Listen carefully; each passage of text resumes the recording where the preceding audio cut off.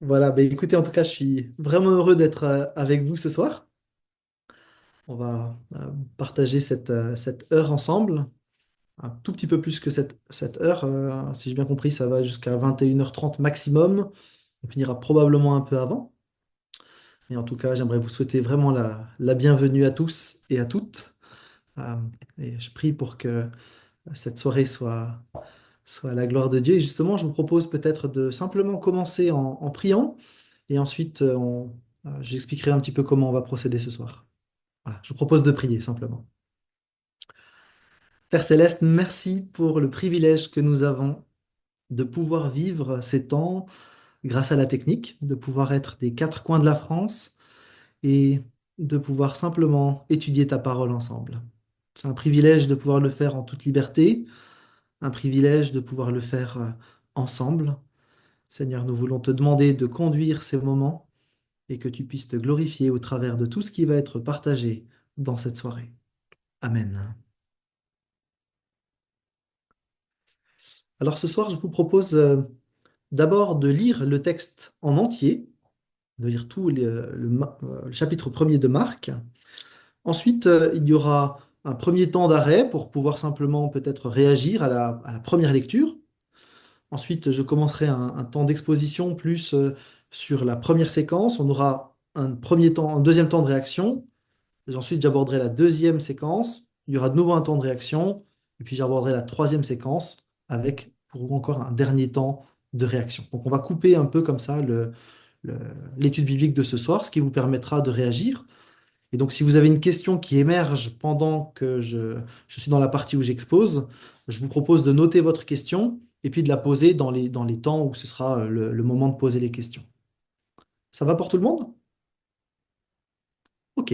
Eh bien, écoutez, je vous propose donc de lire le texte de Marc, chapitre 1.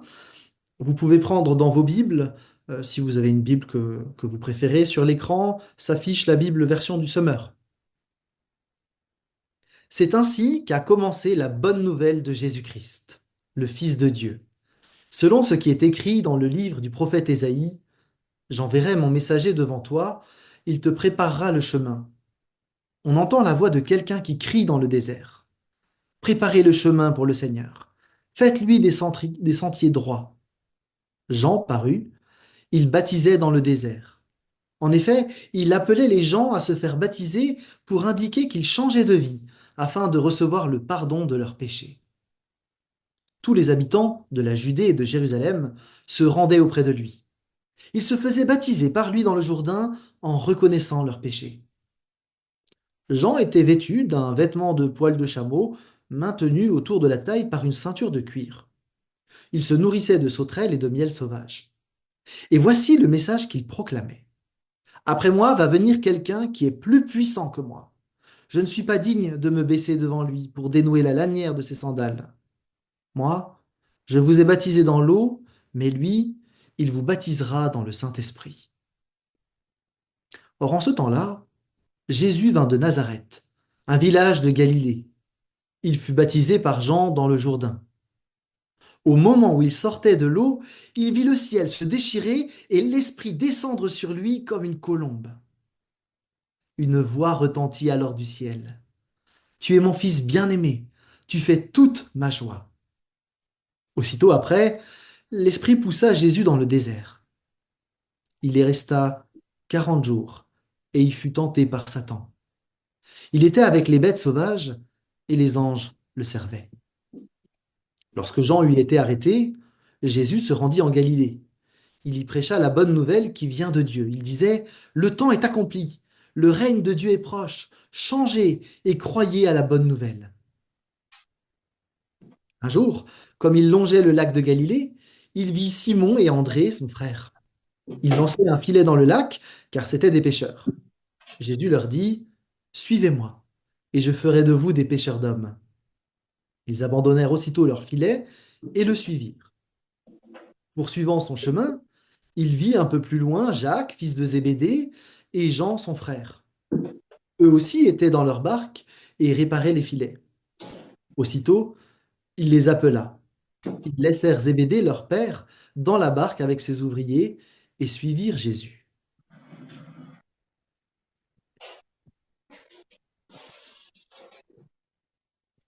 Ils se rendirent à Capernaum le jour du sabbat. Jésus entra dans la synagogue et se mit à enseigner. Ses auditeurs furent impressionnés par son enseignement, car il parlait avec une autorité que n'avaient pas les spécialistes de la loi. Or, il se trouvait juste à ce moment-là, dans leur synagogue, un homme qui était sous l'emprise d'un esprit mauvais. Il se mit à crier: Que nous veux-tu, Jésus de Nazareth? Es-tu venu pour nous détruire? Je sais qui tu es. Tu es le Saint envoyé par Dieu. Mais d'un ton sévère, Jésus lui ordonna: Tais-toi et sors de cet homme. Alors l'esprit mauvais secoua l'homme de convulsions et sortit de lui en poussant un grand cri. Tous furent saisis de stupeur. Ils se demandaient entre eux: Que se passe-t-il? Voilà un enseignement nouveau et donné avec autorité. Il commande même aux esprits mauvais et ils lui obéissent. Aussitôt, sa réputation se répandit dans toute la Galilée. Sortant de la synagogue, Jésus se rendit avec Jacques et Jean à la maison de Simon et d'André. La belle-mère de Simon était couchée avec une forte fièvre. Dès l'arrivée de Jésus, ils lui parlèrent d'elle. Il s'approcha, lui prit la main, la fit lever. La fièvre la quitta et elle se mit à les servir. Le soir, après le coucher du soleil, on lui amena tous les malades et tous ceux qui étaient sous l'emprise de démons. La ville entière se pressait devant la porte de la maison. Il guérit beaucoup de personnes atteintes de diverses maladies. Il chassa aussi beaucoup de démons et leur défendit de parler, car il savait qui il était. Le lendemain, bien avant l'aube, en pleine nuit, il se leva et sortit. Il alla dans un lieu désert pour y prier. Simon et ses compagnons partirent à sa recherche. Quand ils l'eurent trouvé, ils lui dirent: Tout le monde te cherche. Allons ailleurs, leur répondit-il, dans les villages voisins. Il faut que j'y apporte aussi mon message, car c'est pour cela que je suis venu. Et il partit à travers toute la Galilée. Il prêchait dans les synagogues des Juifs et chassait les démons. Un lépreux s'approcha de lui, il le supplia, tomba à genoux devant lui et lui dit: Si tu le veux, tu peux me rendre pur. Jésus, pris de pitié pour lui, tendit la main, le toucha et lui dit: Oui, je le veux, sois pur. À l'instant même, la lèpre le quitta et il fut pur. Jésus le renvoya aussitôt, après lui avoir fait de sévères recommandations. Attention, ne dis rien à personne de ce qui t'est arrivé, mais va te faire examiner par le prêtre et apporte l'offrande prescrite par Moïse pour ta purification. Cela leur prouvera qui je suis. Mais lui, à peine sorti, se mit à proclamer à tout le monde ce qui lui était arrivé, et il répandit la nouvelle partout. À cause de cela, Jésus ne pouvait plus aller ouvertement dans une localité. Il se tenait en dehors, dans des lieux déserts. Cependant, on venait à lui de toutes parts. Je m'arrête là pour la lecture de ce chapitre, c'est la fin du chapitre. Et j'aimerais vous entendre peut-être sur qu'est-ce qui vous marque à la lecture de ce premier chapitre. Qu'est-ce qui vous touche dans ce texte, avant même qu'on en fasse l'étude? Le rythme. Oui, effectivement, c'est un texte. Aussitôt, tout de suite, le soir étant venu. Il y a vraiment un effet d'enchaînement chez Marc, là, dans ce premier chapitre, effectivement, où on a une accumulation d'activités. Dès les premiers versets, on voit aussi qu'il annonce la venue de Jésus en utilisant les récits de l'Ancien Testament, quoi. Oui, absolument. Les autres, vous êtes nombreux, allez-y. On voit que Pierre était marié. Oui, effectivement. Moi, ce qui m'étonne le plus, c'est que quand Jésus appelle les disciples pour le suivre, ils ne le connaissent pas au départ, et ils le suivent spontanément, ils laissent spontanément leurs occupations, et ils partent sans se retourner. Oui, on va en parler, effectivement, c'est surprenant. Nous, on a le message de Christ, déjà on sait qui on suit, mais eux ne savaient pas qui ils suivaient. Hmm. Ouais. Et il y a Bon, la pêche miraculeuse quand même dans un autre évangile à ce sujet. Oui, c'est ça, on va en parler, effectivement. Ouais. Moi, dans le premier verset aussi, dès le premier verset, il dit le Fils de Dieu. Tout de suite, il annonce la couleur. Oui, on va également en parler, effectivement. Plusieurs fois, il parle de l'autorité de Jésus. Oui, Parlait absolument. avec autorité et les démons obéissaient immédiatement. Oui, c'est très bien vu. Effectivement, la question de l'autorité est centrale dans ce premier chapitre. On va aussi en parler. Vous êtes en train de faire des belles amorces. Effectivement, vous voyez des choses les uns et les autres qui sont tout à fait justes et qui vont être tout à fait aidantes dans ce qu'on va vivre ensemble. La condition de Jean-Baptiste, l'humilité, l'humilité, il était humble. Oui, Sa sollicitude aussi. Jésus prit de pitié pour le lépreux. oui.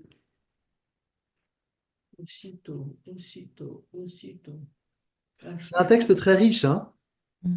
Alors, je vous propose qu'on entre dans le texte et de manière à pouvoir avoir un bel enregistrement pour ceux qui le voient enfin, voient la vidéo en replay. Je vous propose juste de faire attention de couper vos micros quand on arrête le temps de partage. Et donc, voilà, si vous voulez bien juste couper vos micros et puis on va continuer ensemble et on rouvrira les micros dans quelques instants euh, quand on aura fait la première séquence. Merci. On commence donc avec les 8 premiers versets où il est question de Jean-Baptiste. Alors, le texte commence d'une manière un peu abrupte. Là, je vous mets la version plutôt Darby que la version Summer. Parce que contrairement à Matthieu qui commence par une longue généalogie, contrairement à Luc qui donne des précisions sur la naissance de Jésus, et contrairement à Jean qui parle de la préexistence éternelle de Dieu, enfin de Jésus, Marc, il ouvre son évangile avec ces mots littéralement, commencement de l'évangile de Jésus-Christ. Marc annonce d'entrée que tout le livre va parler de l'évangélion, de l'évangile de Jésus-Christ. Alors, évangélion, que vous avez là, c'est un vieux mot grec, hein, un vieux mot grec qui est déjà utilisé dans des textes comme ceux d'Homère, pour parler d'une proclamation d'une bonne nouvelle. En général, quand on parle d'un évangélion, on annonce un événement heureux. En particulier, on utilise ce mot quand l'empereur va donner naissance à un fils, et alors tout le royaume est content, parce qu'on va avoir un descendant sur le trône. Bon, c'est surtout l'empereur qui est content, mais comme lui il est content, tout le monde doit être content. Et donc du coup, c'est le mot qu'on utilise à ce moment-là pour parler de cette bonne nouvelle. Dans notre texte, cette bonne nouvelle, c'est pas n'importe quelle bonne nouvelle. C'est l'évangélion de Jésus-Christ. Ça veut dire que cette bonne nouvelle, c'est Jésus-Christ qui l'apporte. Et donc, vous voyez que d'entrée de jeu, Marc annonce l'avènement de Jésus-Christ en tant que roi Messie. Et donc, il oppose d'un côté Jésus-Christ et les pompes officielles qui, en général, donnent plutôt la place à la naissance du fils de l'empereur. Il faut bien voir le côté polémique de cette manière d'entrer en matière. Parce que l'empereur, euh, dans ces années-là, est en train de mettre en place la Pax Romana. C'est lui qui veut déployer la paix pour le monde au travers de son empire. Et Marc, en parlant de Jésus-Christ comme du fils d'un empereur, est en train de dire que la paix ne viendra pas par l'empereur, mais qu'elle viendra par Jésus-Christ.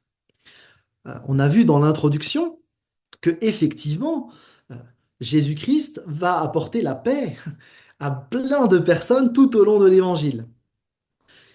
Donc, Marc parle de cet évangile d'entrée de jeu et il précise que Jésus-Christ est fils de Dieu. Ça a été mentionné par l'un d'entre vous. Alors, certains théologiens discutent de cette expression parce que c'est vrai que l'expression fils de Dieu n'est pas attestée dans tous les manuscrits qu'on possède, qu'on a pu récupérer. Ceci dit, compte tenu de l'insistance de ce terme dans tout l'évangile, euh, on n'a pas trop de difficulté à la maintenir raisonnablement. En tout cas, si c'est bien attesté, euh, la divinité du Sauveur est la première affirmation de l'évangile de Marc. Ce n'est donc pas un fils de l'empereur qui naît, mais bien plus. Jésus est fils de Dieu. De nouveau, on voit le côté polémique. Et c'est parce qu'il est fils de Dieu qu'il va pouvoir apporter la vraie paix, bien plus que la Pax Romana. Et cette déclaration, d'entrée de jeu, elle fait ressortir l'humiliation du Sauveur et de son service d'amour pour les autres que l'Évangile va ensuite dresser. C'est utile et assez intéressant de comparer cette introduction avec celle des trois autres évangiles, parce que les différents évangélistes insistent tous sur la divinité de Jésus-Christ, mais de différentes manières. Matthieu, par sa généalogie, par le récit de la naissance miraculeuse, montre que Jésus est le descendant de David, roi, et que ce descendant, donc, vous vous souvenez de cette promesse qui avait été faite à David, qu'il aurait un descendant qui régnerait éternellement. Luc, par la conception miraculeuse par le Saint-Esprit, montre comment Dieu lui-même s'incarne en Jésus-Christ. Jean, il remonte à l'éternité passée pour dire que ce Jésus-là, c'est la parole éternelle de Dieu faite chair. Et donc on peut dire que les quatre évangiles s'unissent avec des voix différentes pour rendre le témoignage que Jésus est Dieu lui-même venu sur terre. Ils prennent pas les mêmes chemins, mais les quatre affirment la même vérité théologique. Après cette entrée en matière fanfare, hein, Marc cite des paroles des prophètes Malachie, Malachie 3:1, et Ésaïe, Ésaïe 40, verset 3. Il ne faut pas passer vite. On peut se demander pourquoi Marc commence par ces textes. C'est étrange. C'est d'autant plus étrange qu'au verset 6, eh bien, on a une description avec le messager du désert qui est décrit de manière assez précise. C'est très surprenant parce que si vous regardez dans vos Bibles, on trouve extrêmement peu de descriptions vestimentaires. Pour pas dire jamais. Or ici, on apprend que Jean-Baptiste est vêtu d'un vêtement de poil de chameau maintenu autour de la taille. À l'époque où les auteurs bibliques écrivent, ils n'ont pas de papier à perdre. S'ils l'écrivent, c'est que ça a du sens. Alors, quel est le sens de cette description? Eh bien, pour un lecteur de l'Ancien Testament, cette description que Marc fait de Jean-Baptiste, ça fait tilt. Parce qu'on réalise que Jean-Baptiste est vêtu comme le prophète Élie. Un rapide détour par l'Ancien Testament vous le confirmera. Dans 2 Rois 1, verset 8, eh bien, on a une seule description aussi, c'est celle donc d'Élie qui est habillé d'un vêtement en poil de chameau noué d'une ceinture autour des reins. Exactement la même description. Alors, ce n'était pas un vêtement tendance à l'époque de Jean-Baptiste, ni d'ailleurs à l'époque d'Élie. Mais simplement, le texte nous montre un lien entre les deux. C'est d'autant plus intéressant que quelques années avant que Marc écrive, Malachie, dernier auteur de l'Ancien Testament, avant une grande période de silence, Malachie eh bien, donne une annonce de la part de Dieu qu'on trouve donc à la fin de l'Ancien Testament. Dans Malachie 3, dans les derniers versets de l'Ancien Testament, voilà ce que Dieu déclare. Voici, je vous envoie Élie le prophète avant que le jour de l'Éternel arrive, ce jour grand et terrible. Il tournera le cœur des pères vers leurs fils et des fils vers leurs pères, de peur que je vienne pour frapper le pays et me le vouer tout entier. Grâce à la description vestimentaire, on sait donc, nous, lecteurs, qui avons lu Malachie, que ce Jean-Baptiste, c'est le nouveau Élie. Et d'ailleurs, Jésus le dira lui-même. Et justement, alors que l'Ancien Testament annonçait un nouvel Élie qui allait présenter le Messie, eh bien Marc nous présente un nouvel Élie qui va justement annoncer le Messie, comme par hasard. Jean-Baptiste, donc, va pointer vers Christ. Le désert où Jean exerce son ministère est la région inculte et accidentée qui se trouve le long de la côte ouest de la mer Morte. Ainsi, Jean annonçait symboliquement au peuple qu'il se trouvait dans un désert spirituel, bien pire que le désert physique que leurs ancêtres avaient enduré pendant 40 ans. Jean appela le peuple à abandonner son désert spirituel et à se confier en leur Josué, c'est le même mot que Jésus, et à entrer dans leur héritage. Et pour le symboliser, eh bien, les gens devaient se faire baptiser. Alors, le baptême que Jean propose, en fait, ce n'est pas une innovation absolue. Parce que les Juifs exigeaient que les païens qui voulaient se convertir au judaïsme soient baptisés en se plongeant eux-mêmes dans l'eau. probablement avec des résonances avec l'histoire de Naaman dans l'Ancien Testament. Ici, et c'est franchement surprenant, c'est que c'est un baptême de repentance euh, qui s'adresse au peuple de l'Alliance. Ce sont des Juifs qui viennent se faire baptiser, pas des païens. Il y a donc quelque chose d'assez nouveau dans le phénomène. Alors c'est vrai que les Juifs faisaient régulièrement des rituels de purification dans ce qu'on appelle des mikvés. C'est une sorte de petite piscine où s'écoulait l'eau d'une rivière. Et donc on faisait des rituels de purification là-bas. C'est là, par exemple, que les femmes allaient se purifier après avoir eu leur période d'indisposition pour pouvoir ensuite retourner vivre les rites religieux. Tous les rituels de purification du peuple se faisaient dans des endroits comme ça. Vous avez même un groupe de juifs qui s'appelle les Esséniens, qui vont se retirer en communauté d'ermites et qui vont exiger de leurs membres une purification quotidienne dans des mikvés. Comme ça, ils étaient extérieurement et rituellement purs tout le temps. Mais avec Jean-Baptiste, le fait de se plonger dans l'eau, littéralement immergé dans l'eau, euh, avait une autre vocation que de se purifier rituellement.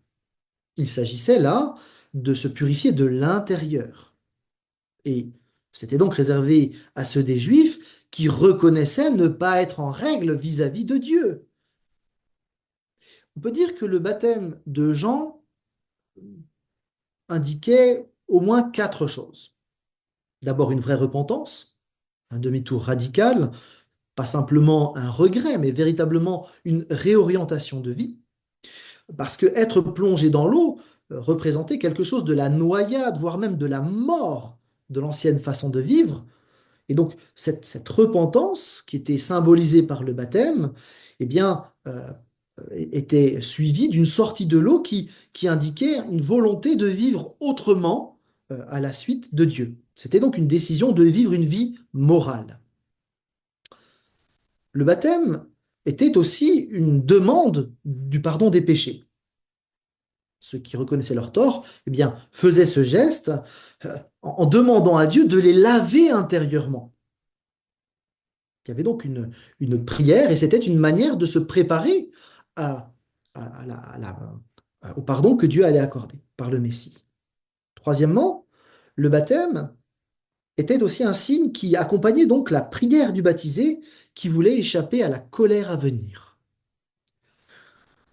L'idée, c'était de dire quelque chose de la confiance qu'on voulait faire à Dieu, d'un nouveau départ qu'on voulait prendre à Dieu en respectant sa loi. Et Jean, dans sa prédication, montrait bien que le péché, c'était pas un petit détail devant Dieu, mais que ceux qui ne se repentaient pas encouraient la colère absolue du Dieu trois fois saint.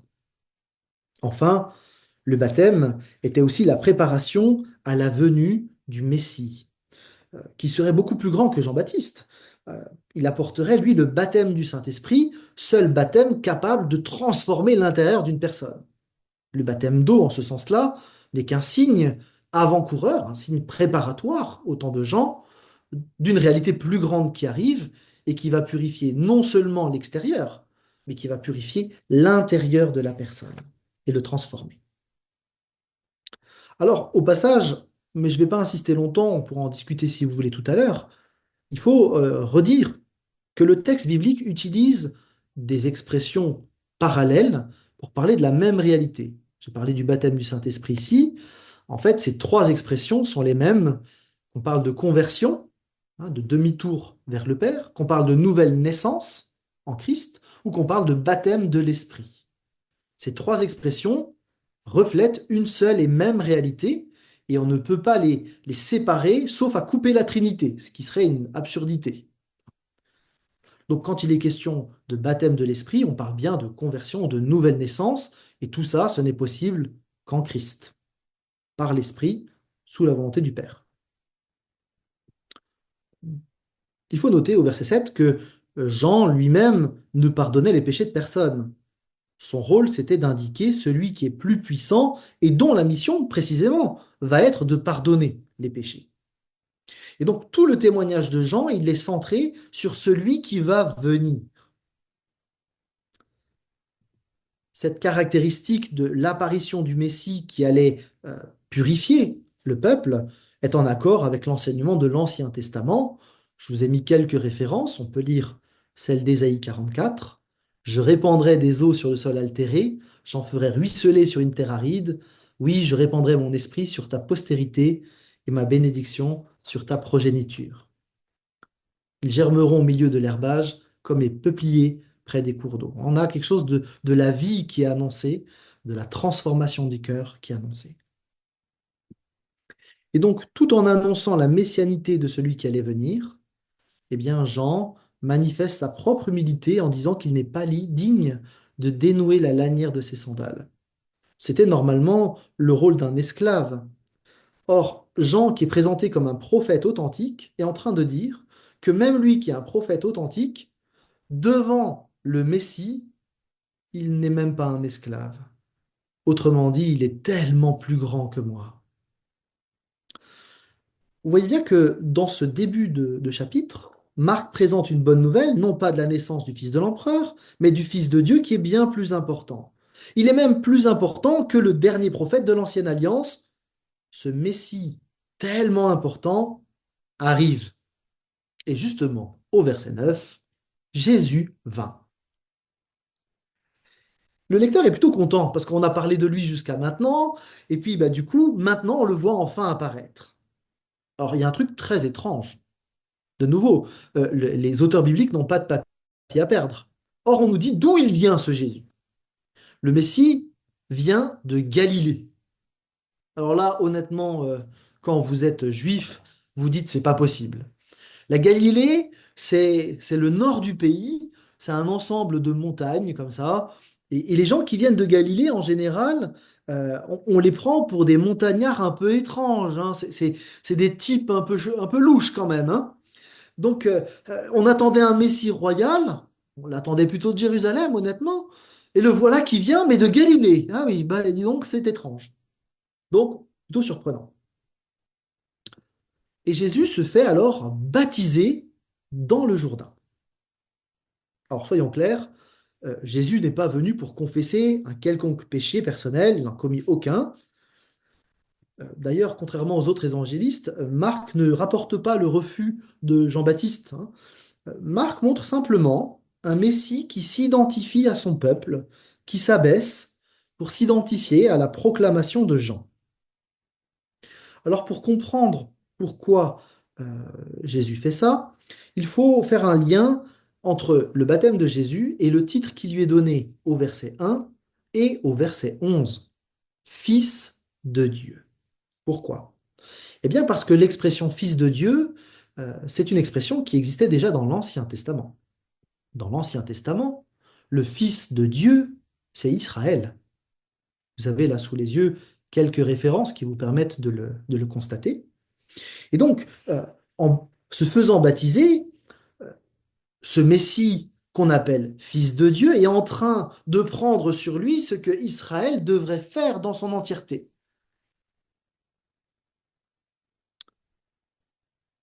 Ce Messie accomplit pleinement ce qu'Israël aurait dû vivre, être représentant de Dieu sur terre. Et donc, en ce sens, Jésus assume la nécessaire repentance de son peuple. La déclaration qui suit le baptême confirme le fait que Jésus est celui qui fait pleinement la joie de Dieu. Plusieurs théologiens insistent sur le fait que le tu es renvoie à l'expression je suis de l'Éternel. C'est tout à fait possible. On aurait là du coup un lien éternel qui est dressé entre les deux. Et il faut préciser que Jésus n'est pas devenu Dieu à cette occasion, il existe en tant que Fils éternel de Dieu. On peut aussi noter que le Père et le Saint-Esprit sont les derniers témoins que cite Marc, après avoir cité l'Ancien Testament, après avoir cité le prophète, et le Père et le Saint-Esprit sont les derniers témoins pour établir l'identité du Messie. Si jamais on avait un doute, on a carrément la voix de Dieu qui nous dit oui, c'est bien le Messie. Là, en tant que lecteur, on n'a plus de doute. On a d'ailleurs ici, au passage, un tableau trinitaire, hein, puisqu'on a la voix du Père, l'Esprit qui descend et le Fils qui est dans l'eau. L'expression tu es mon Fils bien-aimé, tu fais toute ma joie est aussi une expression qu'on retrouve dans l'intronisation des rois. dans l'Ancien Testament. Vous le trouvez par exemple dans le psaume 2, verset 7 ou dans Ésaïe 42. Le récit de tentation de Jésus est extrêmement court, extrêmement bref, ce qui est plutôt étonnant, euh, mais il faut noter, euh, avec le nouveau dictionnaire biblique, que avant de s'engager dans un ministère dont le but est de défier et puis finalement de briser la puissance de Satan, Jésus devait affronter et vaincre cet ennemi sur le champ de bataille de sa propre vie. Certains ont fait beaucoup de commentaires sur le fait que des anges servaient euh, Jésus. Et ils ont tiré bien des extravagances au sujet du combat spirituel, dont les anges seraient partie prenante. Il me semble que la sobriété du texte nous invite à pas trop nous engager sur ce terrain-là. De manière beaucoup plus sûre et beaucoup plus intéressante, loin des spéculations, euh, Marc fait un lien très net entre Jésus et Adam. Marc a probablement en tête l'idée de présenter ce Messie comme un nouvel Adam. Rappelez-vous comment commence le chapitre 1. Commencement. Et puis ici, on nous dit qu'il était avec les bêtes sauvages. Écho à Genèse 2, verset 19-20, c'est exactement les mêmes mots. Il est seul comme l'Adam. Mais là, et c'est là toute la différence, alors que Adam s'est laissé piéger par la tentation, Jésus, lui, ne céda pas. Je vous laisse quelques instants pour faire des remarques ou des questions euh, par rapport à ce qu'on a vu jusque-là.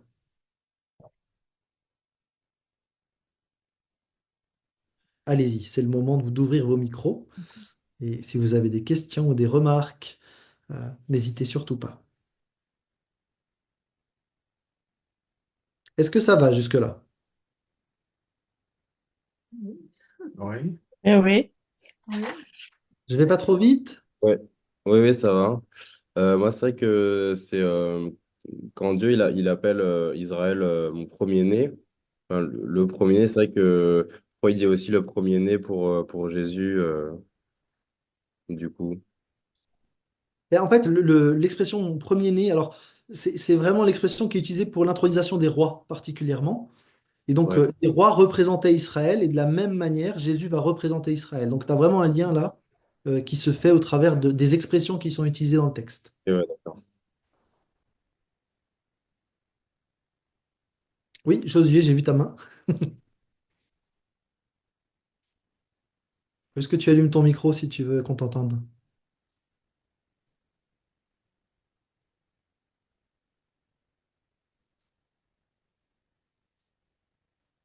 Bon. Tu peux parler, Josué, si tu veux, sinon j'avance. J'ai une question aussi pour vous, du coup. Euh, Peut-être pour vous faire réagir. En quoi ce début de chapitre 1, il est encourageant pour vous? Qu'est-ce qui vous encourage dans ce début de chapitre? Je vous écoute.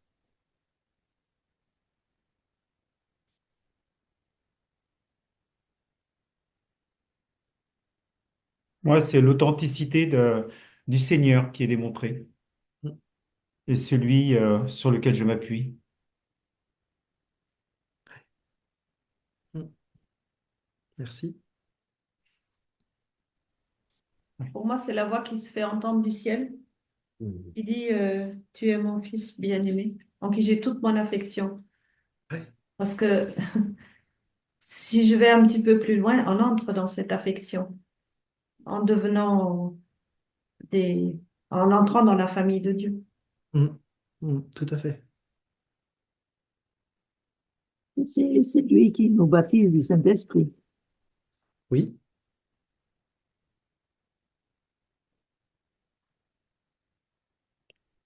D'autres d'autres personnes veulent s'exprimer? En quoi c'est encourageant pour vous ce début de chapitre? Puis Jean-Baptiste qui reconnaît tellement il est petit qu'il ne peut même pas dénouer la lanière de ses sandales, mais comment Dieu l'utilise quand même pour annoncer le royaume. Oui, absolument. C'est un personnage qui, je trouve, trop peu utilisé dans nos églises. Mais effectivement, il y a quelque chose d'absolument magnifique de quelqu'un qui est à sa place et qui joue le rôle qui lui est confié. Mais ouais, oui, merci pour la, la précision sur Jean-Baptiste. Encore une personne? En quoi c'est encourageant pour vous?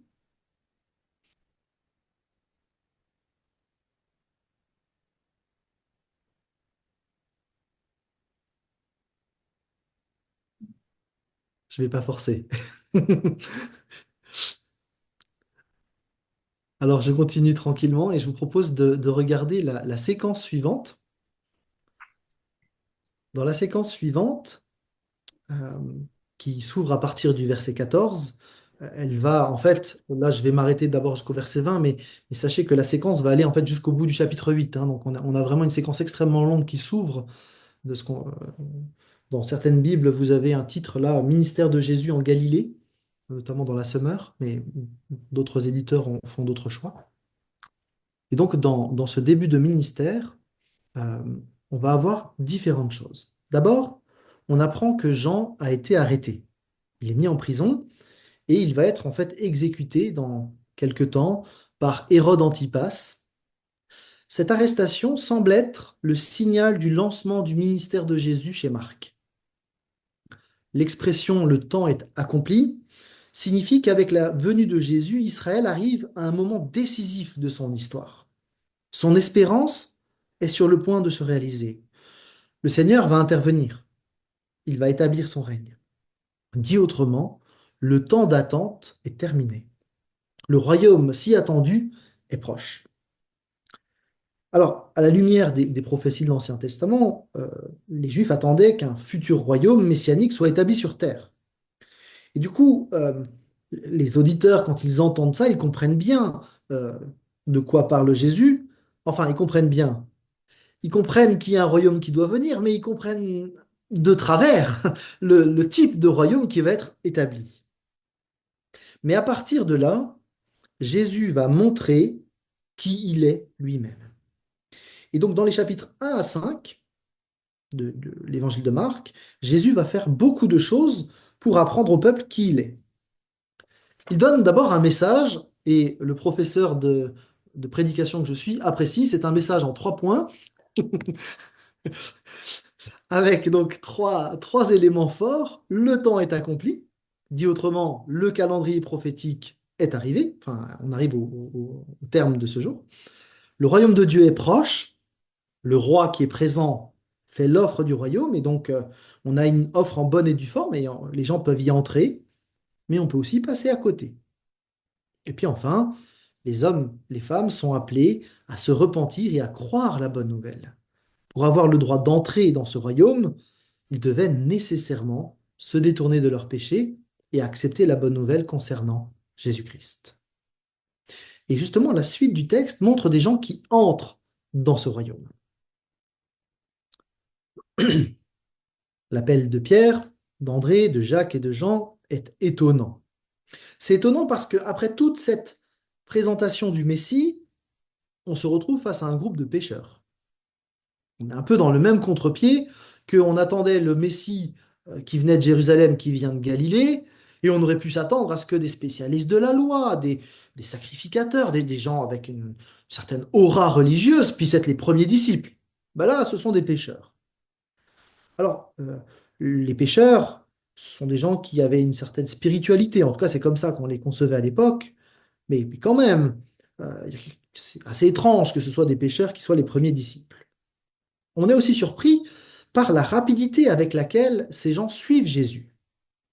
Alors, on sait par l'évangile de Jean que Jésus les avait déjà rencontrés. Ils étaient même ses disciples depuis un bon moment. Mais maintenant, il les appelle à être avec lui et il promet de faire d'eux des pêcheurs d'hommes. Mais Marc ne mentionne pas l'épisode précédent que Jean nous rapporte. Marc veut qu'on comprenne la spontanéité et la radicalité de la réponse des disciples.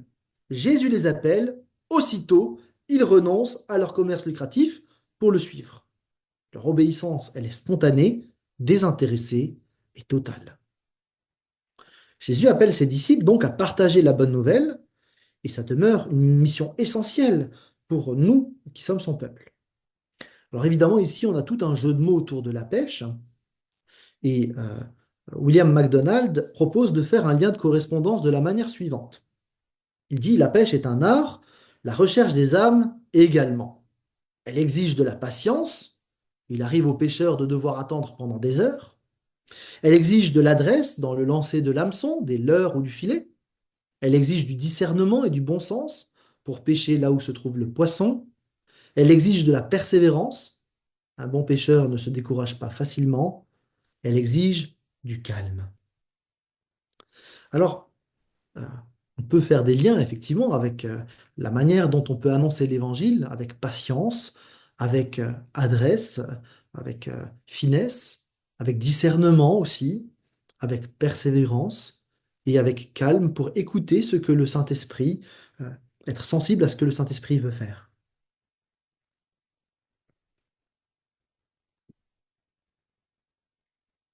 La séquence suivante nous présente le premier sabbat à Capernaum. On a là un récit dense et concis de la première manifestation de Jésus dans la ville de Pierre. Capernaum, c'est effectivement la ville où Pierre habite, et le texte que nous avons sous les yeux porte l'empreinte d'un souvenir personnel et authentique, raconté par quelqu'un qui a vu la scène. Et vous l'avez vu en introduction, Marc est probablement le secrétaire de Pierre, donc pas un hasard. Dans ce texte, les événements se suivent à un rythme effréné. Marc fait tout pour qu'on réalise que le royaume de Dieu non seulement s'est approché, mais il se diffuse à une vitesse hallucinante, inarrêtable. Jésus se rend donc à la synagogue. Rien d'étonnant. Il faut savoir que les synagogues au 1er siècle, ce n'est pas simplement des lieux religieux, hein. Ça sert de tribunal, ça sert d'école, de lieu de rencontre, mais aussi de lieu de prière. On a donc des offices qui s'y passent. Et la coutume voulait que les chefs de la synagogue désignent qui devait lire et commenter les Écritures à chaque sabbat. Ça a souvent permis à Jésus de prendre la parole, ça a aussi permis à Paul plus tard, pour les mêmes raisons, de prendre la parole. Marc présente donc Jésus en action, un jour de sabbat, soit dit en passant, on y reviendra, et il enseigne avec une autorité sans égale dans la synagogue. Ça provoque l'étonnement chez les auditeurs. Alors, au passage, notre Seigneur laisse un exemple pour tous ceux qui enseigneraient et qui prêchent la bonne nouvelle. La parole, elle doit être annoncée sous la conduite de l'Esprit, sous son autorité divine, sinon elle est privée de puissance, hein. L'autorité qui est là, en tout cas dans l'enseignement de Jésus, ça contrastait très fort avec l'autorité des scribes qui souvent débattaient sur des mots et avec des avis contradictoires, et puis on tournait un petit peu comme ça dans des débats d'idées. La parole que Dieu donne, que Christ donne ici, elle impressionne. On a peu de détails. Mais en tous les cas, euh, cette expression place Jésus au-dessus des spécialistes de la loi. Au-dessus de l'empereur, donc, au-dessus du prophète, au-dessus des spécialistes de la loi. Visiblement, il n'y a pas grand monde qui peut faire le poids avec lui, hein. C'est fait exprès. La suite du récit nous montre même Jésus au-dessus des démons. Et à nouveau, son autorité spécifique est mise en avant. Parce que pendant qu'il prêche, Jésus est interrompu par une confrontation spirituelle. Alors il y a peut-être un trait polémique qui a été très discuté par les théologiens, parce que le démoniaque fait partie des Juifs. Alors certains ont dit, ah bah c'est une critique du judaïsme qui n'a pas reconnu le Seigneur à l'époque de Marc. Bon, on va en discuter. Il y a en tout cas un jeu plutôt géographique, parce qu'on voit le mal qui est présenté sous différentes formes dans le chapitre, qui est obligé de reculer quand le Seigneur agit. Verset 24, l'esprit mauvais prétend que Jésus est entré dans son territoire en pénétrant dans la synagogue. Que nous veux-tu? Il déclare effectivement, ou également, pardon, que les activités de Jésus sont destructrices pour l'œuvre du diable, et effectivement, ce démon ne va pas pouvoir rester en place. Donc l'autorité de Jésus se manifeste de différentes manières, d'un point de vue verbal, d'un point de vue de l'action, et aussi quelque part d'un point de vue géographique, puisque les démons sont obligés de partir là où avance Jésus, le mal recule. C'est en écho avec l'expression « le royaume de Dieu s'est approché ». Tout ce premier chapitre insiste sur cette autorité. Il dit à des gens « suivez-moi », les gens abandonnent leur métier. Il dit à un démon, tais-toi et sors, le démon s'en va. Bref, l'autorité de Jésus-Christ est inarrêtable. D'ailleurs, dans notre texte, l'esprit impur affirme savoir qui est Jésus. Peut-être une manière de prendre autorité sur Christ. Parce que on pense parfois que connaître le nom d'une personne nous donne du pouvoir sur cette personne. Alors, si c'était l'idée de l'esprit impur, elle est réduite à néant par le tais-toi. Et d'ailleurs, le démon ne peut plus rien dire, hein. Il ne pouvait pas lutter. La surprise de la foule vient justement de ce que Christ expulse le démon par une seule parole. Donc vous voyez que ces deux épisodes cumulés à la synagogue, la prédication et la libération du démon, permettent à Marc de démontrer que Jésus fait preuve d'une autorité absolue dans ses actes comme dans ses paroles. On peut noter aussi, suite à ces événements qui sont représentatifs pour Marc, que la renommée de Jésus se répand rapidement dans toute la région. Et l'incident de la synagogue va être suivi d'autres événements, d'autres guérisons, et à commencer par la belle-mère de Pierre. Je note au passage, avec un petit clin d'œil ou un sourire en coin, que c'est bien le gendre qui va demander à Jésus de guérir sa belle-mère. Je ferme la parenthèse, je continue. Euh, je résiste pas, en tout cas, à vous citer Wiersbe dans son commentaire. Après le service, Pierre et André ne se contentèrent pas d'inviter Jean et Jacques chez eux. Ils invitèrent aussi le Seigneur. C'est pour nous un exemple à suivre. Ne laissez pas Jésus à l'église, invitez-le chez vous et laissez-le prendre part à vos bénédictions et à vos fardeaux. Notons que si Jésus a parlé avec autorité aux démons dans l'épisode précédent, ici, Jésus se tient à côté d'elle. Il ne dit pas un mot, mais son autorité sur la maladie est telle qu'il suffit de prendre la main et de la faire lever et la fièvre part. L'autorité de Jésus est absolue avec ou sans parole. Au moment où le soleil se couche, on a entendu parler de Jésus partout. Et des gens atteints de plein de maladies sont amenés à sa porte. Beaucoup sont guéris, y compris des démoniaques. Les événements donc continuent de s'enchaîner à un rythme extrêmement soutenu. Ce qui est souligné par l'adverbe immédiatement qui n'arrête pas de revenir dans notre texte. On passe de l'expulsion d'un démon à une guérison sans transition, à tous ces miracles en soirée. Marc fait tout pour qu'on comprenne que le royaume de Dieu est là et que de bien des manières, le Seigneur est en action et que rien ne peut l'arrêter. Au passage, notez la distinction nette entre les malades et les possédés. Euh, Si Satan peut provoquer des infirmités, toute maladie n'est pas due nécessairement à l'action de puissance démoniaque. Le simple fait de bien le distinguer lui permet de le préciser. Peut-être que vous êtes aussi surpris par la double mention du temps, le soir, après le coucher du soleil. En fait, l'expression, elle est choisie exprès pour montrer que les habitants de la ville ont attendu que le jour du sabbat soit terminé pour pouvoir amener les malades à Jésus de peur d'enfreindre la loi. Le sabbat se terminait au coucher du soleil, et donc une fois que le soleil était couché, on pouvait transporter les malades, et donc les gens affluent en foule compacte, et la ville entière, nous dit le texte, probablement une hyperbole, mais la ville entière est là pour pouvoir être guérie. L'effet littéraire, là, avec cette ville entière, renforce l'intention de Marc de présenter un royaume qui se diffuse à une vitesse phénoménale et qui attire énormément de monde, sous-entendu, et toi, point d'interrogation. Je vous laisse réagir à la fin de cette séquence. Josué voulait poser des questions, mais il dit par le chat que son micro est en panne. Ah mince, ok. Mais du coup, peut-être tu peux les écrire, Josué. Je vois pas le chat, mais peut-être quelqu'un pourra me les lire. Alors, bon, c'est en retard par rapport à ce qui a été dit. Ok. Ah, c'est Estelle. Ah, ouais. Ah non, c'est Estelle, pardon. Bonjour, mon micro ne marche pas, mais en effet, c'est la succession des événements qui me marque particulièrement. Ok. Est-ce qu'il y a des questions de compréhension ou des remarques que vous voulez faire sur cette séquence? Et c'est vrai que Josué, après, il a écrit répéter Alors, pouvez-vous, s'il vous plaît, répéter ce qu'il faut éviter de penser par rapport au verset les anges le servaient. Je n'arrive pas à mettre le micro. Ok. En fait, il y a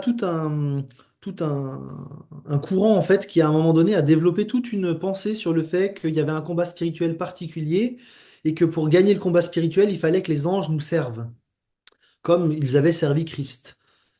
C'est quelque chose qui est un peu tiré par les cheveux parce on force le texte de différentes manières. Et donc c'est en ce sens-là que je dis que c'est pas ce qu'il faut tirer de ce texte-là. Il vaut mieux voir dans ce texte effectivement l'allusion avec Adam et le fait que Jésus a- n'a pas cédé à la tentation là où Adam, lui, a cédé. C'est plutôt ça qu'il faut lire dans ce texte-là. Mais merci pour vos Ouais, questions.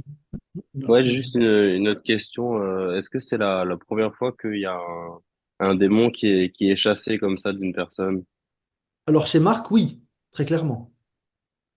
Ouais, et dans la Bible aussi en général? Alors, dans la Bible, tu as d'autres épisodes dans l'Ancien Testament. Simplement, il faut bien voir que chaque évangéliste a son projet littéraire, son projet théologique. Donc l'idée, c'est pas tellement de donner une chronologie des événements, c'est pas le but des auteurs des évangiles. En fait, chacun des évangélistes construit une biographie de Jésus avec un but très précis, c'est de permettre aux gens de connaître le Seigneur Jésus. Et donc Marc, lui en tout cas, c'est effectivement la première mention d'une expulsion de démons. Il y en aura d'autres. On le voit d'ailleurs, rien que dans la soirée, il y en a plusieurs, sans qu'elles soient détaillées particulièrement. Mais cette expulsion, en tout cas dans la synagogue, elle a surtout pour but de souligner l'autorité de Jésus. C'est Ouais, vraiment le but de Marc. Euh, et après, dans l'évangile de Marc, effectivement, c'est quelque chose qui fera partie de l'activité habituelle de Jésus, puisque Marc veut montrer que l'évangile, enfin que le royaume de Dieu est là et que le mal ne peut pas tenir. Donc les maladies tombent, les démons s'en ouais. vont, etc., etc. Et, enfin, du coup, c'est avant Jésus, il y a déjà eu ça ou pas? Oui, alors tu peux prendre par exemple l'exemple de, par exemple, il y a Saül avec David qui, en faisant de la Ouais, musique calme, en tout cas, on voit bien dans le texte qu'il y a quelque ouais. chose là qui est apaisé à cet endroit-là. Je réfléchis s'il y en a un autre là tout de suite comme ça. C'est celui auquel je pense là tout de suite, en tout cas, Mm. dans l'Ancien Testament. Mais c'est aussi pas complètement radical comparé à Jésus, quoi. Oui, ça c'est certain. Ça c'est certain. Ouais, ok, merci. On voit que Jésus appelle des gens qui sont au travail. Oui, Ça, c'est important. oui, c'est vrai. Et il appelle aussi des gens au travail, à rester au travail et à rayonner de Christ dans leur travail. Et il en appelle d'autres à laisser leur travail pour entrer dans le ministère. Mais le travail en soi est aussi un ministère. Nos lieux de travail peuvent être des lieux de la présence de Dieu, où Dieu peut simplement être présent avec les collègues, etc. Donc, on n'est pas juste au service de Dieu le dimanche matin de 10 heures à midi, mais tous les jours de la semaine, qu'on soit au boulot, à la maison, de différentes manières. J'imagine aussi la réaction de Zébédée par rapport à ce qu'il le laisse. Il, il le laisse dans la barque et ils s'en vont. Oui. Oui, effectivement, on n'a pas d'écho sur comment le père a réagi, mais c'est vrai que ce serait intéressant de réfléchir un petit peu à qu'est-ce qu'il a pu ressentir, effectivement. Ah ouais. On voit même après qu'il y a sa femme qui suit Jésus, Oui, la mère des fils de Zébédée, c'est vrai. mais on se demande si c'est lui qui a pourvu matériellement à toute cette équipe, parce que, Oui. voilà, Bon, on peut être que dans les conjectures, hein. voilà, On n'a pas d'éléments. c'est clair. Mais effectivement, on peut supposer plein de choses, ouais. Ils avaient pêché tellement de poissons juste avant qu'ils partent. Alors, bon, déjà, Ils avaient de la réserve. ouais, ils avaient de la réserve. J'ai pas de congélateur. C'est intéressant de voir les différents lieux finalement de l'action de Jésus. Il y a au boulot, hein, comme vient de le dire Oui, votre frère, hein, au travail. Hein. Il y a après dans la synagogue, on oui. peut se dire dans le cercle religieux. Et puis il y a dans la famille, dans la maison. Et puis ensuite, après, dans toute la ville. Quoi. Et on se dit, oui, mais Seigneur, où est-ce que je vais fuir loin de toi, quoi? Je veux te servir, mais c'est partout. Hein. Excellent. Merci beaucoup pour la précision, c'est juste excellent. Moi, je suis aussi très impressionnée par le rythme de travail, entre guillemets, du Seigneur Jésus. Hein. Il n'a pas beaucoup de repos. Oui, alors c'est là où il faut peut-être juste prendre le recul du projet littéraire de Marc pour ne pas suivre littéralement ce que fait Jésus dans notre propre vie. Marc est en train de montrer un royaume qui est en pleine expansion, à pleine vitesse. Euh, D'ailleurs, je pense qu'on va le voir avec la séquence suivante, que Marc a flairé le risque il y ait des gens qui veulent suivre Jésus à son rythme, et il va nous montrer un élément où Jésus va un peu surprendre. Donc, ça me fait une belle transition pour la suite. Merci beaucoup. Donc, je vous propose d'avancer. Alors, on a un nouveau jour qui se lève, donc au verset 21.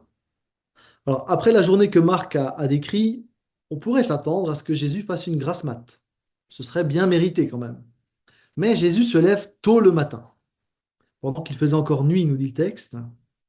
Alors, tous les évangiles mentionnent plusieurs fois l'habitude que Jésus avait de se retirer à l'écart, euh, dans un lieu inhabité, isolé, hein, pour être en communion avec son Père. On ne sait pas si c'était tous les matins, mais la communion avec le Père est réelle et elle est inspirante pour nous. Le fait de se mettre à part, dans le silence, dans le désert, de vivre un temps avec Dieu, c'est une habitude que chaque chrétien devrait vivre. Alors ceci dit, il ne faudrait pas non plus culpabiliser ceux qui ont besoin de dormir le matin. Ils ne sont pas des moins bons chrétiens pour autant. D'autant que, quand même, Jésus a fait des siestes l'après-midi, notamment aussi lors d'une tempête mémorable. Donc, on peut quand même nuancer un petit peu. L'enjeu, c'est pas tellement le moment où nous vivons cette communion avec Dieu, il y a des avantages à le faire le matin, mais c'est plutôt la régularité de cette communion avec Dieu.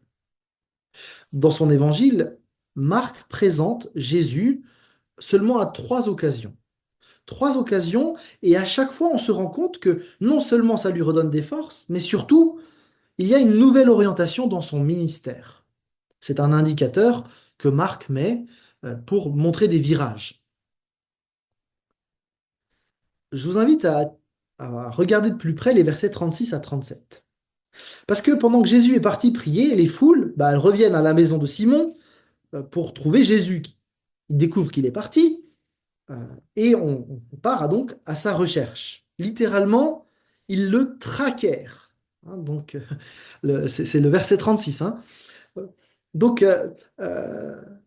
tous te cherchent, tout le monde te cherche, laisse voir un certain mécontentement parce qu'ils pensaient que Jésus ratait une très bonne occasion à Capernaum. Euh, et puis, en bon chrétien, si vous êtes euh, sensible à ces besoins-là des personnes qui sont là, on est touché de voir cette foule qui aspire simplement à être aidée. Et beaucoup d'entre nous, on aurait tendance à ce moment-là à penser que Jésus va répondre à tous ces besoins. Après tout, il les aime, et puis aussi, on est appelé à aimer tout le monde, tous ceux que Jésus place sur notre route, n'est-ce pas? Alors, comment expliquer l'attitude de Jésus qui ne répond pas aux besoins de la foule, mais qui va ailleurs? Alors, très clairement, il y a quelque chose à apprendre pour nous dans le fait qu'on ne peut pas répondre à tous les besoins dans toutes les situations. Alors, c'est pas une excuse pour n'en aider jamais, hein. Mais on ne peut pas répondre à tout non plus. Jésus a été un modèle de compassion, d'amour, et pourtant il a parfois fait le choix, devant Dieu, de ne pas répondre à tous les besoins. Il me semble aussi que Marc, dans son évangile, veut montrer que Jésus est insaisissable. Quand on pense l'avoir cerné, en fait, il nous échappe. Jésus, lui, précise que sa mission n'était pas de faire des guérisons, mais d'annoncer la bonne nouvelle partout, dans toute la Palestine, et pas simplement à Capernaum. Jésus ne veut pas passer pour un thaumaturge, c'est-à-dire un faiseur de miracles. Ces prodiges sont au service du message, ce n'est pas le but. Ils ont pour raison principale d'affirmer qui est Jésus-Christ, d'attester qu'il est le Messie.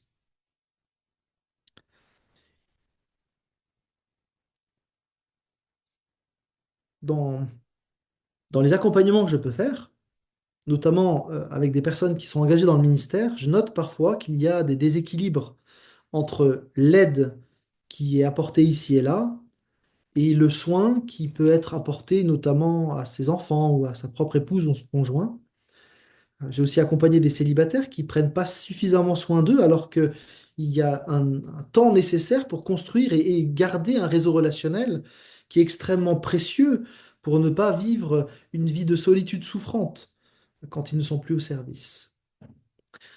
Alors, c'est pas à moi de dire quel choix on doit faire les uns et les autres, mais ce texte nous apprend aussi que on est appelé à se placer devant Dieu pour faire des choix aussi. Or, nos vies sont remplies d'activités, de relations, de demandes dans tous les sens, de demandes des autres, des demandes qu'on imagine, des demandes que l'on s'impose. Et il me semble que là, il y a une réflexion sur la base de ces versets, à réfléchir à son équilibre devant Dieu, qui ne sera pas le même équilibre en fonction des caractères, en fonction des cultures, en fonction des vécus, mais le principe de trouver son équilibre devant Dieu, de se mettre à son écoute pour faire sa volonté, de peut-être pas répondre à tous les besoins qui se présentent, est particulièrement indiqué pour nous tous. D'autant que ces équilibres, ils bougent tout au long de la vie. On a différentes saisons de la vie, et il y a des périodes où on va être plus disponible, des périodes où on aura besoin de plus se replier sur soi. Si le Fils de Dieu n'a pas répondu à tous les besoins, il est possible que nous qui ne sommes pas non plus Dieu, qui ne sommes pas tout-puissants, parce que Christ était tout-puissant, il était Dieu, mais nous ne le sommes pas, mais il est possible que nous ayons à faire des choix. Ma prière, c'est que nos choix soient dirigés par une communion véritable avec Dieu et pas par des motifs coupables. Mais il me semble en tout cas qu'il y a un enjeu autour de l'équilibre. J'avance. La déclaration du verset 39, très concise, résume probablement toute une tournée de prédication qui va durer des semaines, peut-être même des mois. Mais notre chapitre ne s'arrête pas là. Notre chapitre s'arrête avec la purification d'un lépreux. Alors on peut y voir une guérison de plus, mais Marc, comme les autres évangélistes, fait des choix littéraires. Ce miracle, il a une portée théologique importante et il ne faut pas passer à côté. Les rabbins considéraient la lèpre comme humainement incurable. L'Ancien Testament rapporte seulement à 2 reprises la manière dont Dieu a purifié un lépreux, en Nombre 12 et en 2 Rois 5. Ce lépreux, pourtant, il est convaincu que Jésus peut le purifier.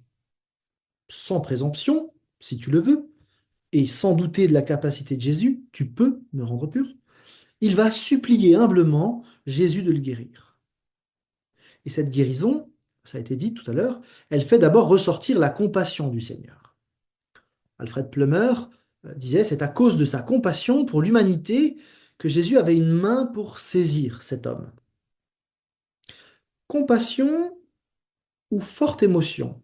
Parce que le texte, effectivement, on peut être traduit de 2 manières, ou en tout cas, on a trouvé des manuscrits qui disent qu'il était saisi de colère, ce qui indiquerait l'intensité de l'émotion de Jésus-Christ face aux puissances de la maladie, de la mort, du péché et de Satan dans l'humanité. Plus intéressant, le texte de, de Marc n'utilise pas le mot de guérison dans ce texte, mais il utilise le vocabulaire de la purification.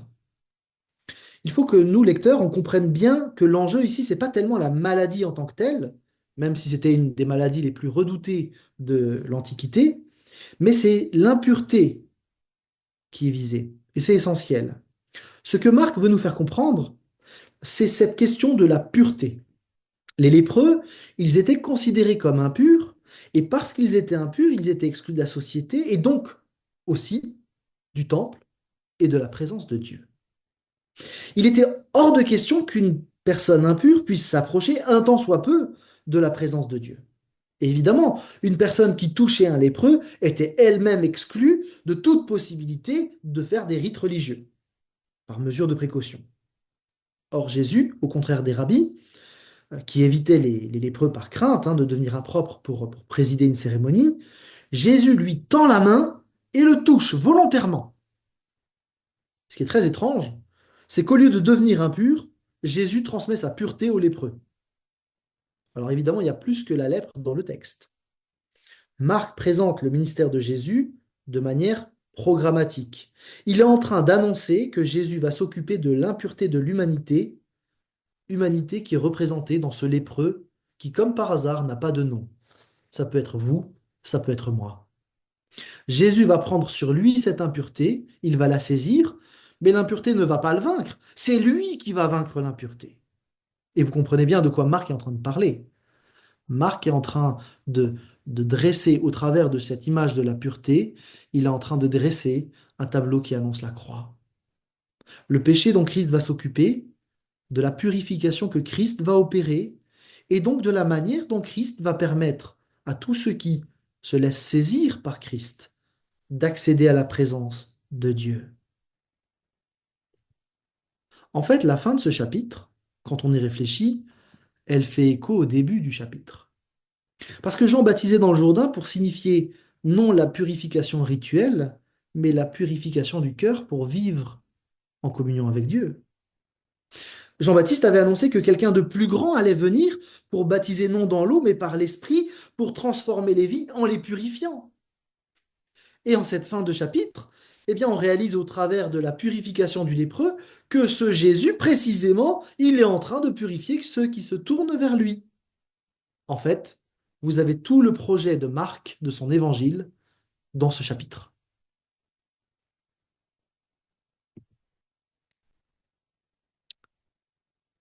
Cette guérison, cette purification est donc plus qu'une simple guérison de plus dans l'évangile. C'est le programme de Jésus dans l'évangile de Marc.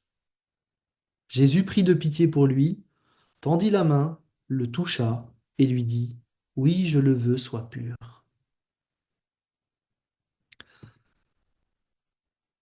La fin du chapitre, Marc s'en sert pour emboîter la suite de l'histoire pour le chapitre suivant, et avec cette demande que Jésus fait à l'homme de ne rien dire. C'est une demande qui a été très commentée.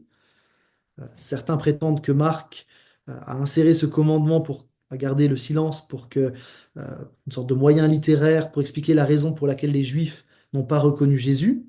Bon, c'est une explication. Je préfère une autre option qui consiste à penser que Jésus voulait éviter les malentendus qui auraient pu précipiter une réaction populaire et prématurée, fausse à son égard, qu'il était le Messie.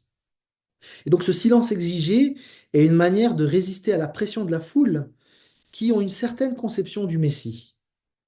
Jésus sait que la purification qu'il va opérer, elle doit passer par la croix. Ce ne sera pas une abolition de la loi, et d'ailleurs on voit bien dans le texte que Jésus prend bien soin d'accomplir la loi. Il ne la contourne pas. Donc la délivrance de Jésus, elle va apporter, qu'il va apporter, elle va transcender la loi mosaïque et ses règles. Même si la loi tenait compte de la purification rituelle d'un lépreux, elle était impuissante pour purifier une personne de la maladie ou effectuer un renouveau spirituel intérieur.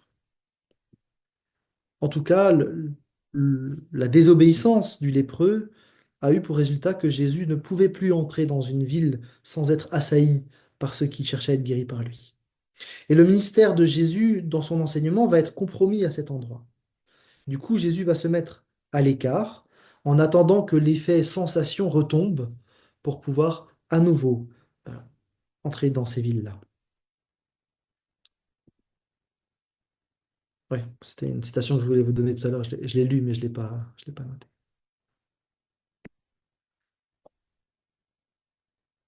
Est-ce qu'il y a des questions, des réactions euh, dans ce dernier temps de discussion qu'on a entre nous? Moi, je trouve ça bouleversant, la comparaison nous et le lépreux, quoi. Ouais. Tout ça, c'était tellement beau. On est délivré de notre lettre, pareil. Oui.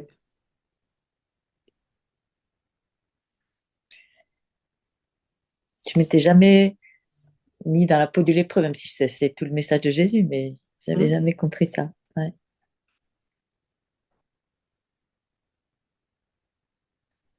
Alors une question peut-être pour vous.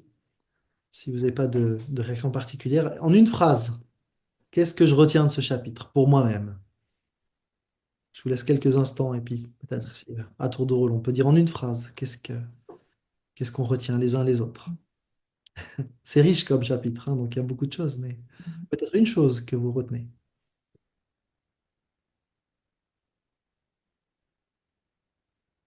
On a l'impression déjà de bien connaître Jésus. Mm. Moi, je retiens ces deux aspects qui sont soulignés entre le vouloir ou le libre arbitre de Jésus, qui est questionné, et le pouvoir qui, lui, n'est pas, enfin, paraît évident. Mm. Et bon, enfin, c'était juste une phrase, donc je m'arrête là.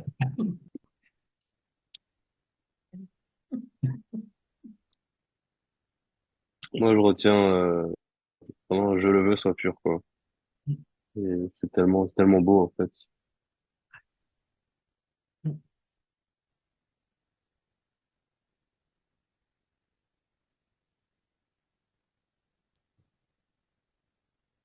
Les autres, allez-y.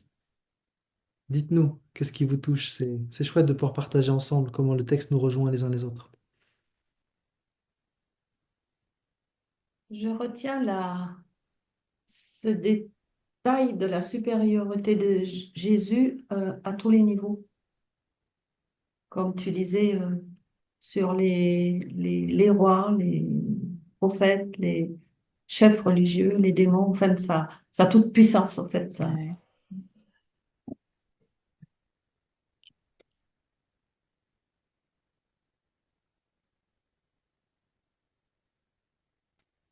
L'autorité supérieure par rapport aux scribes. Mm. Oui. Moi, ce que je retiens, c'est certainement pas ce qu'il y a peut-être de plus marquant, parce que là, on décrit beaucoup d'actes, mais en réalité, ce que je retiens, c'est ce moment où Jésus part se replier seul, alors que tous attendent de lui justement des actes, plus d'actes encore, et qu'il prend ce temps pour lui et pour sa spiritualité.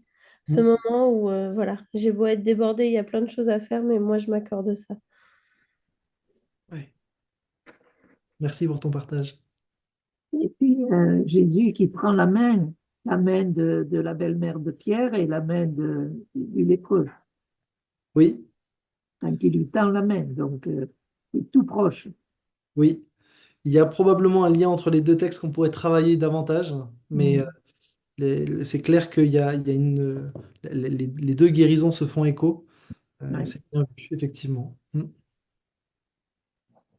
Je Moi, ce vois que que Jésus ne s'adresse pas uniquement on va dire, à une foule, à un groupe de personnes, mais il se passe quelque chose quand il s'adresse à une personne en particulier, quand il y a un contact particulier, que ce soit avec la belle-mère, que ce soit avec le lépreux, que ce soit avec la personne possédée.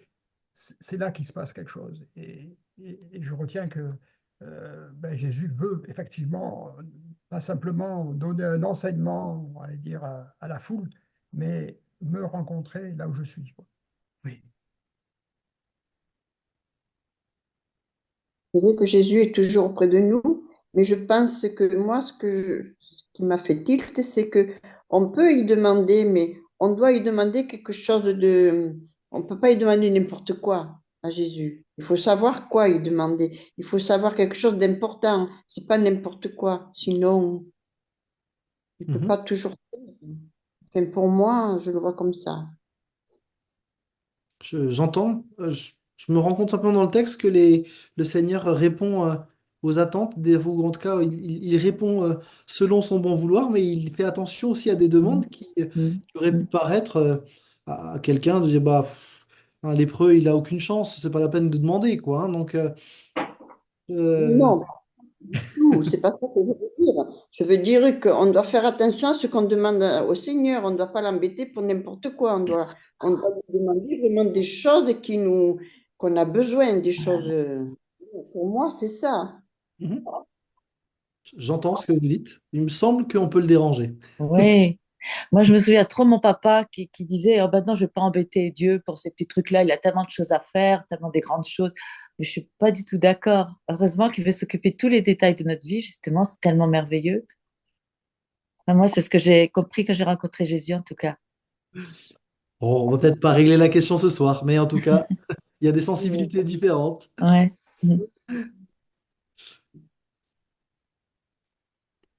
Alors, je vais couper mon partage d'écran, mais je vous propose simplement qu'on on termine ensemble en priant